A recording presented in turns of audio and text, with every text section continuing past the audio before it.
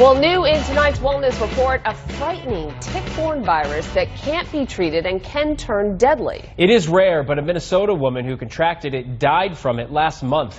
NBC Boston health reporter Krissty joins us now with more on what you need to know about this virus and this year's big jump in Lyme disease cases right here in Massachusetts. It's called the Bourbon virus because the first case was reported in Bourbon County, Kansas in 2014. There's no routine testing for the virus, but it's thought to be transmitted by ticks.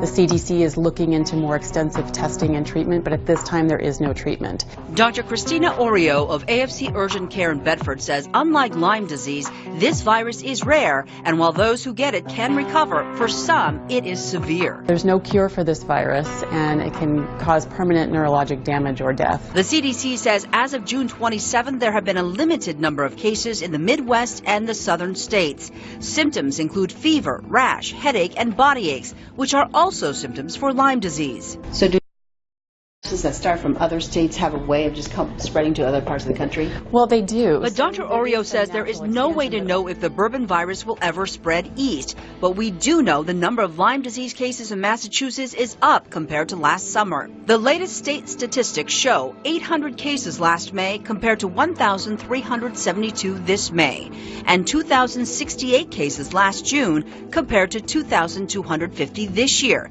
And nationally, it actually is worse than it was several years ago. So we're seeing about 300,000 new cases a year according to the CDC. That's 3 times as many cases as we saw a decade ago. She urges people to be vigilant as we are in the peak of deer tick season. It's very important when you're outside that you wear full coverage clothing, tuck your pants into your socks, wear light colored clothing so that you can actually see when there's ticks on you. The CDC recommends you use tick repellent that contains 20% or more DEET and use products that contain permethrin on clothing. Krissty, NBC Boston.